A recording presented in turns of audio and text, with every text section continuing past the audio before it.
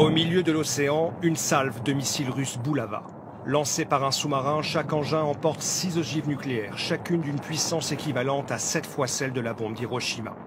Ces dernières années, le ministère de la Défense russe multiplie les opérations de communication comme celle-ci pour rappeler au monde que la Russie reste le pays disposant du plus grand arsenal nucléaire. Presque 6000 ogives, devant les États-Unis, la Chine et la France disposent d'environ 300 têtes. Pour lancer ces missiles nucléaires, la Russie dispose d'un arsenal récemment modernisé.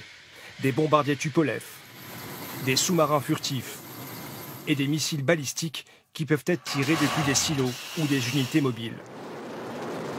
Le missile SS-27, par exemple, peut atteindre n'importe quelle cible dans le monde. Son temps de vol est de 10 à 30 minutes et son rayon d'action dépasse 11 000 km. Mais jusqu'à maintenant, la Russie envisageait l'emploi de l'arme atomique uniquement en riposte ou pour dissuader un ennemi de l'attaquer. La mise en alerte décidée par Vladimir Poutine marque un tournant.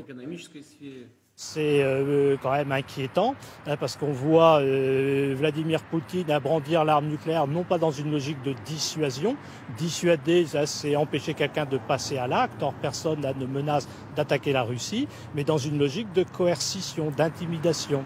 Ces dernières années, les évolutions techniques ont permis de moduler la puissance des armes nucléaires, poussant Américains et Russes à envisager un emploi sur le champ de bataille.